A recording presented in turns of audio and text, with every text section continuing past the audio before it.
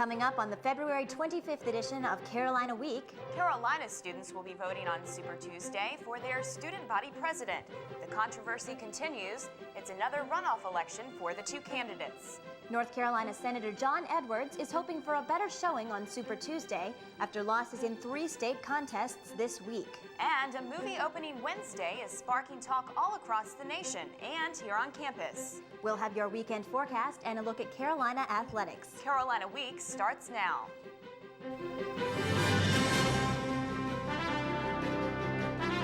From the School of Journalism and Mass Communication at the University of North Carolina at Chapel Hill, this is Carolina Week.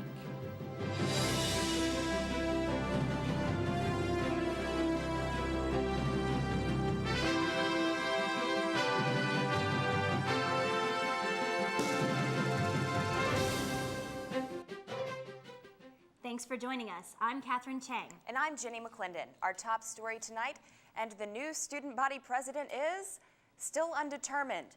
The Board of Elections voted Tuesday night to hold a re-election next Tuesday, March 2nd. Both Lily West and Matt Calabria faced charges of campaign infractions at the BOE hearing Tuesday night. The board dismissed charges against Calabria, saying his campaign was not guilty of soliciting votes too close to computer labs. But the board decided that West's boyfriend, Carolina alumnus Alastair Cooper, had served as an illegal campaign worker. For the next week, West can't use any remaining campaign funds, and any additional campaign infraction will immediately disqualify her. Calabria has about $50 left in his fund, which he'll be able to spend. Both candidates plan to move forward and put their best efforts toward next week's redo of the runoff. I really think the Board of Elections did a good job of running a very professional meeting, doing things in a really ordered manner, and coming to a decision. I just feel that the re-election is going to be a misrepresentation of what people think about issues. It's going to be pretty much what they have heard and hearsay, and that's disappointing to me. Carolina Week will have live coverage of SBP Runoff Part 2 next Tuesday. Student government will host an information session Wednesday to discuss a proposed referendum that would allocate a fixed percentage of student fees to the judicial and executive branches each fiscal year. If the referendum passes, the judicial branch would receive 5% of student activity fees, or $45,000. The executive branch would receive 3%, or about $25,000. Students can vote Tuesday on Student Central at the same time they vote for SBP again. For more information about the referendum, visit our website, carolinaweek.org. The university has lost a professor, a scholar, and a friend. English professor Dr. Robert Kirkpatrick died Tuesday of complications from surgery. He was 64. In his 37 years at Carolina, Kirkpatrick taught students to love poetry and inspired colleagues with his passion and enthusiasm. Students who knew the professor say they'll miss him greatly. No one has the same story because everyone's sort of been touched by him in a different way. I feel like some people, had him for a class and loved him because of the way he teaches, and so many others had him as an advisor, and we're so glad that he got him into that one class that they wanted. He was just a kind, brilliant man, always challenging, hilarious, really biting wit, and great sense of humor. And he was wicked smart. On another sad note, former Chancellor Nelson Farabee Taylor passed away Wednesday. He was the university's 5th chancellor, serving between 1972 and 1980. Taylor is remembered for his dedication to the students and pushing the university endowment past the $100 million mark. He's survived by his wife and 4 daughters. Moving on now, the decision is in. The choice for the summer reading program is Absolutely American, 4 Years at West Point by David Lipsky. The committee chose American in a secret ballot vote 5-4. The other contender was Enough, Staying Human in an Engineered Age by Bill McKibben.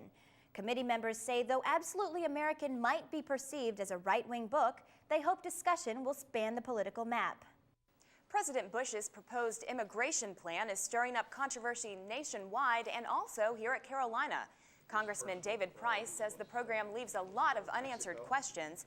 He was one of 3 speakers at an immigration forum Monday night in Murphy Hall. The speakers discussed Bush's guest workers program that would allow undocumented immigrants to get permits to work in the U.S. for up to 6 years. As an alternative to Bush's plan, Price recommends the Ag Jobs Bill of 2003, which would open the door for earned legalization. Price is one of several congressmen sponsoring the Ag Jobs bill. Senator John Edwards is heading into Super Tuesday with high hopes despite some recent big losses. Edwards lost to John Kerry in Idaho, Hawaii, and Utah on Tuesday. Kerry has now won 19 of the 21 caucuses or primaries. Edwards has won only the South Carolina primary. Next Tuesday, delegates in more than 10 states, including New York, California, Ohio, and Georgia, will choose their candidate. Mel Gibson's new movie, The Passion of the Christ, hits theaters Wednesday, but not without its share of controversy. Amanda Eiler joins us in the studio to tell us more. Amanda? Jenny, this movie has been at the center of a media frenzy, and for many students, Wednesday is the day to see for themselves what all the hype is about. The Passion of the Christ centers around Jesus' last 12 hours on earth. The events that were said to have occurred in those 12 hours are the foundation of the Christian faith. Posters litter portions of the pit put there by different religious organizations on campus, hoping to attract students who want to learn more about Christianity to the movie. Campus Crusade for Christ has even given away free tickets to Wednesday's showing at South Point Cinemas. But the Passion isn't opening without sparking a little passion from some leading Jewish figures who say Gibson's portrayal of Jesus being killed by Jewish leaders of the time could incite anti-Semitism today. Or Mars is the director of the North Carolina Hillel. He sees the movie as more of a learning opportunity. I think that it's important that we talk to our Christian and Jewish friends about issues that we have with the movie, but we need to do it with respect and not just to say, oh, that movie is no good, but to say, wow, we really understand that this movie is important to you. We have some issues with it perhaps, and we just want to use this as a way to discuss it with you. Now, Mars hasn't seen the movie yet, but told me he's planning to. He'll be in good company. As I said before, Christian organizations have really been trying to get the word out about this movie. Posters like this one have been distributed in classrooms and across campus. Jenny? Thanks, Amanda. You can catch Passion of the Christ at the Carolina Theater on Franklin Street and at South Point Cinemas. After you take a medication your doctor prescribes, you normally feel better. But medications have side effects that users might not be aware of. We'll tell you how taking one antidepressant can have serious consequences.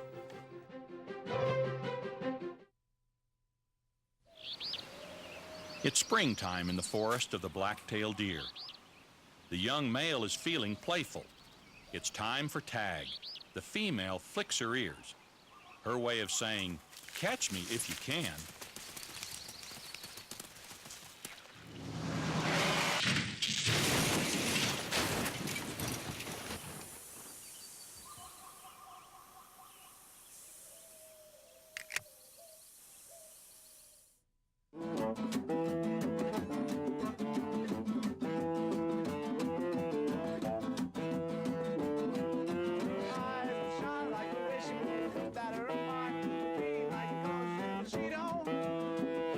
Excuse me, do you guys get tested for HIV? Tested for HIV? No way, man. That's just not where we're at right now. It's just about us and our music. What you doing to me? What you doing to me? Northside residents won't be seeing any new duplexes in their community. After years of debate, the Chapel Hill Town Council decided Monday night to ban duplex development in the area less than a mile away from Franklin Street. Other limits include home sizes restricted to 2,000 square feet. New evidence shows that sexually transmitted diseases are an even bigger problem than some thought. The U.S. Centers for Disease Control and Prevention says that by age 25, 1 of 2 people in this country will contract an STD. Estimates show more than 9 million young people ages 15 to 24 contract STDs every year. Experts say the direct medical costs to treat these diseases will ultimately be more than $6 billion. A second study called Our Voices, Our Lives, Our Futures says communication on all sides should be open. Joan Cates is the principal investigator of the second study. She hopes the reports will be a wake-up call for the nation. This should be a wake-up call for the nation, and my hope is that in 5 years we'll look back on this and the numbers will be lower because we as a society took measures to stop the STDs every step of the way. CDC officials say there are only 2 guarantees against contracting an STD. a long-term monogamous relationship with someone who's not infected, or abstinence. Psychiatrists often prescribe antidepressants to people struggling with emotional issues. As medical reporter Jeremy Ashton tells us, the recent suicide of an Indiana woman raises concerns about one group of drugs. Chapel Hill resident Jessica Carnahan was 15 when she tried to kill herself by slashing her wrists. A psychiatrist later diagnosed her with depression. There's a feeling of numbness and of being almost mechanical, of nothing feels real. Now 24, Carnahan takes antidepressant medication. Doctors prescribe many different drugs for depression, all of which alter brain chemistry. Serotonin is a natural chemical messenger in the brain that helps control mood and emotions. The brain works by releasing serotonin into the gap between cells. A person shows signs of depression when too little serotonin fills the gap. Psychiatrists say a class of drugs called SSRIs helps fix the problem. This class of drugs works by making more serotonin available to the brain. But some critics say these drugs, meant to treat depression, might increase suicidal thoughts in some younger people. The concern about the safety of antidepressants came up again recently when a healthy 19-year-old former college student hanged herself in a clinical study of duloxetine. The drug affects two brain chemicals, one of which is serotonin. UNC psychiatrist Linda Nicholas says the connection between suicide and medication use isn't always clear.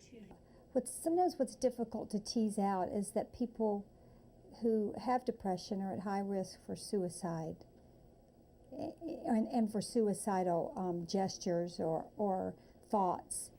Carnahan says for her at least, SSRI antidepressants made a big difference. The person who I am on the drugs feels like the way I should be. She says the price she pays is occasional headaches and nausea. It's a trade-off she thinks is worth it. In Chapel Hill, I'm Jeremy Ashton, Carolina Week. The company that makes the drug duloxetine says it's a safe and effective treatment for depression. The company is still investigating the suicide. After 2 months, UNC's Zipcar program now boasts 78 members. All 4 of the cars are getting almost daily use, with the ones parked at Bynum Circle and Swain Hall being the most popular. One recent addition to the program is solar panels in each of the cars. These panels slowly charge the vehicle's battery, so if the car goes unused for a long period of time, it will still start. Weather anchor Kelly Mahoney joins us now. Kelly, it's been sunny outside, but still a little cold. Is the sun going to stick around? I wish I could tell you it would. The sun's hours may be numbered because we do have some disturbed weather, some unsettled weather moving toward us as we speak. And I'll tell you all about it in just a minute. But first, I want to go to this week's weather question, which is, what is the difference between hail and sleet? Is it that hail is bigger than sleet, that hail is formed in blizzard conditions, or that hail is formed in thunderstorms? I'll have the answer to that weather question and your 4-day forecast when Carolina Week continues.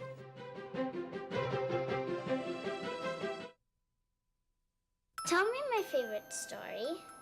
Once upon a time, a girl had a secret playmate Who lived in a castle in cyberspace, and they downloaded megabyte after megabyte which took a gig and half a memory. at 3 million bits per second. And that was 60 times faster than their old dial-up. By age 12, too many girls lose interest in math and science and their chance at most future jobs. Keep her interest alive. Could we read Alice in Numberland? It's her future. Do the math. Hello, my name is Estelle Ward, and I'd like to speak to someone about my daughter Ruth's financial aid. Hello, yes, I'm Ruth Ward's mom, and I was hoping the university might reconsider.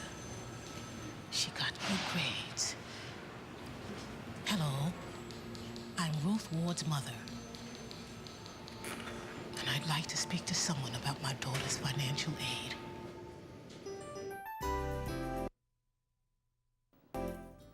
Hi, and welcome back to Carolina Week. Well, as we round out this last week of February, we have a lot to talk about weather-wise. Starting with the weather headlines, we do have a chance to see some wintry weather Thursday and Friday. However, I don't just want to bear bad news. The weekend warm-up is on tap, and as we head into early next week, we could see a return to some unsettled weather. But let's take a look first at the current satellite map, and you can see a very familiar feature once again this season is a very active subtropical jet stream. And you can see right now we have a warm front situated over Louisiana and Alabama. This is currently firing a lot of thunderstorms and a lot of unsettled weather that's going to start to move its way northward. This is all right behind an extended warm front. This is all currently just sitting there pumping in more and more Gulf moisture as high pressure from the north also builds in. Now this situation will continue to evolve over the next 24 to 36 hours, and as we get into Thursday and Friday, let's take a look at the forecast map and see how it all shapes up.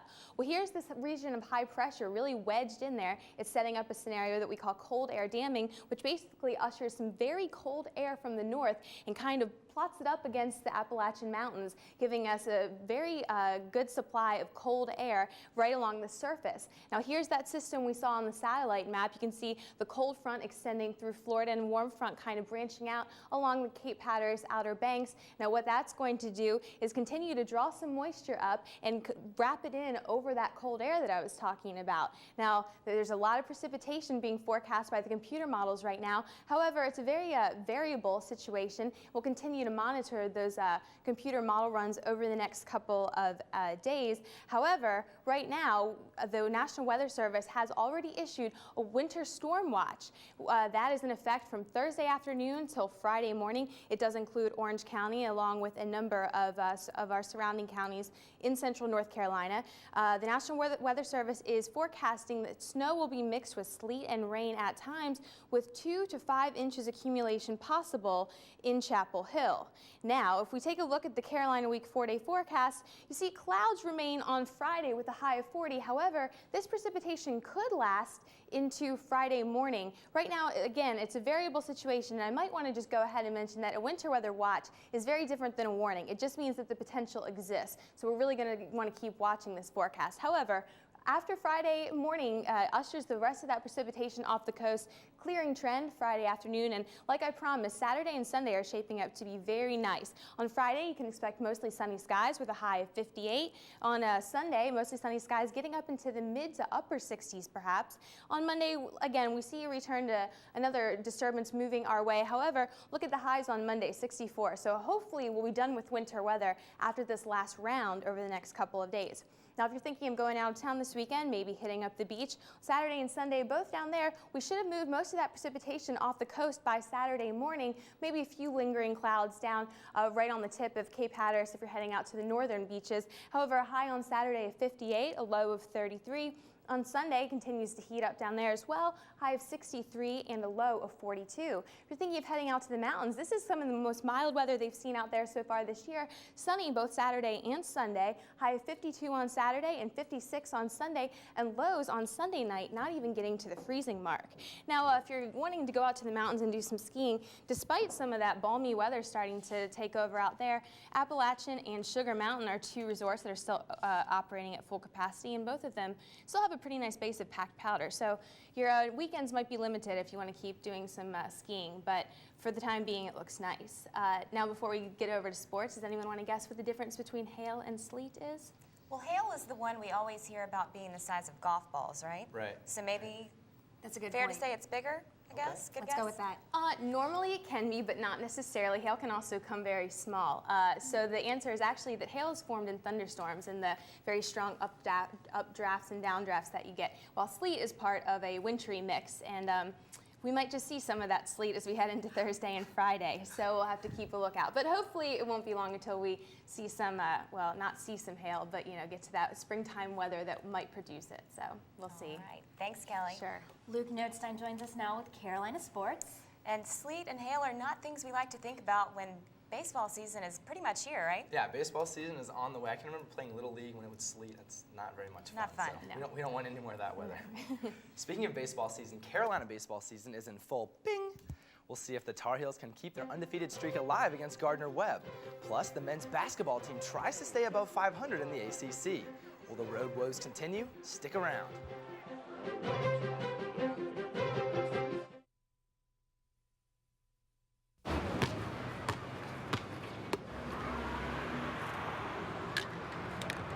Thousands of kids in this country have everything it takes to go to college, except the money. The United Negro College Fund. A mind is a terrible thing to waste. Mrs. Russo. Hi, Ben. Hi. If only child abuse were this easy to recognize. If you even suspect abuse, call us. Trust your instincts. Are your kids getting enough art? Where's the music? I don't hear any. Arts programs are being cut, making it hard for my kids and yours. Arts education is important, so it goes. Fight for it, because the less arts kids get, the more it shows. Rapping, painting, or creating music, arts education is key. How's that, Mom? Remember what I told you, Chuck. Less bebop and more hip-hop. Art. Ask for more. AmericansForTheArts.org.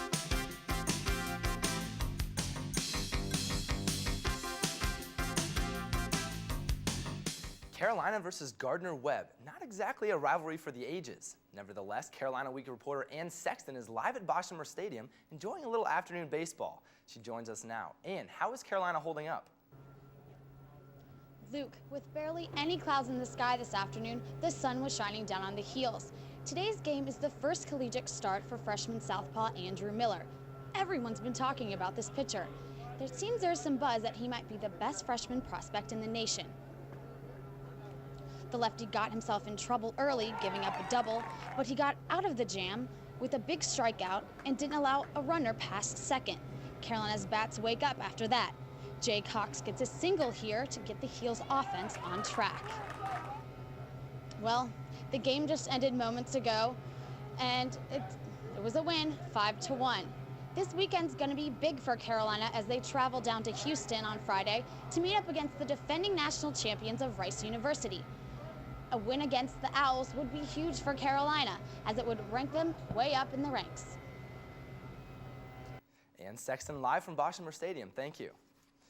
Carolina fans are saying this is getting old. Once again, the men's basketball team played to the level of the competition, this time the ACC's cellar-dwelling Virginia Cavaliers, falling in the final seconds Tuesday night. Virginia took Carolina's leading scorer Rashad McCants out of his game with a box-and-one defense, limiting him to just 8 points. This made the game close throughout, and the ending was bizarre. Todd Billett for 3, and Drano. The Cavaliers are belated as Billett gives them a 2-point lead with only seconds left. But wait, the clock operator doesn't stop the clock, so more time must be added. But how much? After a delay of 10 minutes or more, the officials decide to add 0.3 of a second to the game clock. Then Carolina nearly turns it over, and the Raymond Felton fadeaway falls well short. Virginia wins it 74-72. The women's basketball team was sluggish on offense, but pulled out a 58-46 road win against Georgia Tech Monday night. Camille Little and Ivory Lattis scored 13 points apiece, giving head coach Sylvia Hatchell her 650th coaching win. The Heels are now in second place in the ACC. The men's swimming and diving team is ready to hit the pool. The ACC championships begin Wednesday in Charlottesville, Virginia, and run through Saturday. The men are 3-1-1 going into the meet. The new rankings are out, and the Carolina women's tennis team is sitting pretty at number 6 in the nation. The highly ranked Heels took on ECU Tuesday and made the match look easy, sweeping the Pirates 7-0. Carolina is now 10-1 on the season and 6-0-0 at home. Well, it's happened to you before. You're in the gym, you look over and see the guy bench pressing a ton of weight. You think to yourself, I can take him. Well, you had your chance at the SRC Show of Strength and Endurance. Brad Lewis has the story. They came in all shapes, sizes, even genders to display pure power in the bench press competition. To be successful, you had to focus, get a grip, plant your feet, then give it your all. Matt Matilla goes through a ritual when he's ready to lift. Beforehand, I always try to psych myself out, and I'll stretch both my arms on opposite sides and kind of bring my head up to the bar and count it off, and the guy will lift it off, and I just go all out. Going all out is easier said than done for some, but not for heavyweight James Baldwin. I used to lift a while back, and I had the state record for a few years for 620, and now I'm just trying to get the goal back, see how close I could get back to it.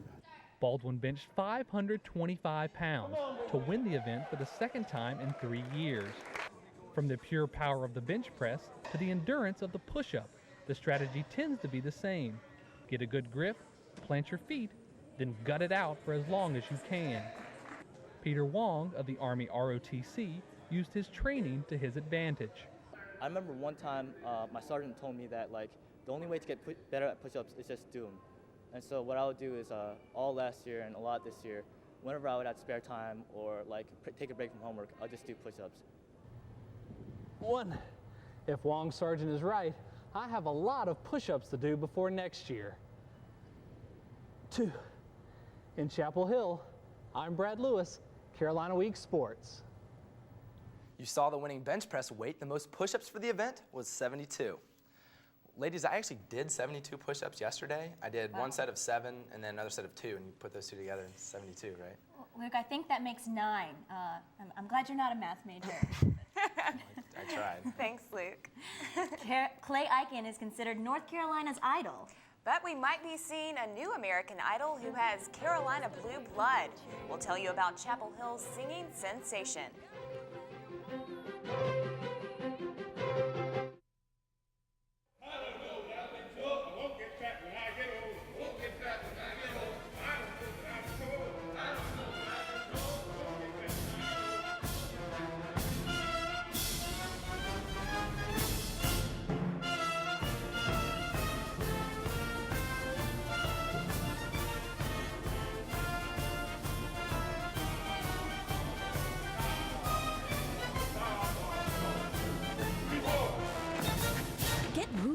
See what a 10% weight loss can do for you.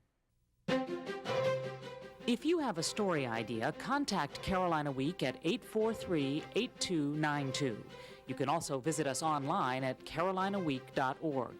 If you have questions about this program, write Carolina Week at Campus Box 3365, UNCCH, Chapel Hill, North Carolina, 27599. Simpsons fans at Carolina now know a little more about their favorite animated series.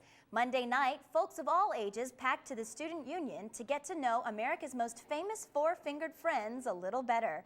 Emmy Award winner Mike Reiss produces the animated series. He spoke to the crowd about what it's like to work on The Simpsons. In his 11 seasons on the show, Reiss has written a dozen scripts and produced more than 200 episodes.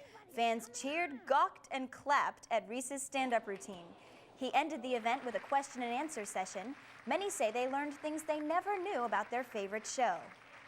Those four-fingered friends capture our attention on Simpsons. And so does another one of America's most popular shows, and it has millions of Americans voting every week. This year, one of Carolina's own is a finalist on American Idol. Carolina Week's Dana Hackett has that story. She's only 20 years old, and she's on the road to living out her dream as a professional entertainer. I've worked a lot of years to get up to this point. I'm happy. While UNC sophomore Charlie Lowry sings her heart out to become the next American Idol, her friends at Carolina are cheering her on every step of the way. Not only do I know that she's a great singer, I know her personality, and so therefore, I know that she has the potential to make it. Candace Lowry has known Charlie Lowry to be a singer ever since middle school. That's when Charlie won the title as Junior Miss Lumbee.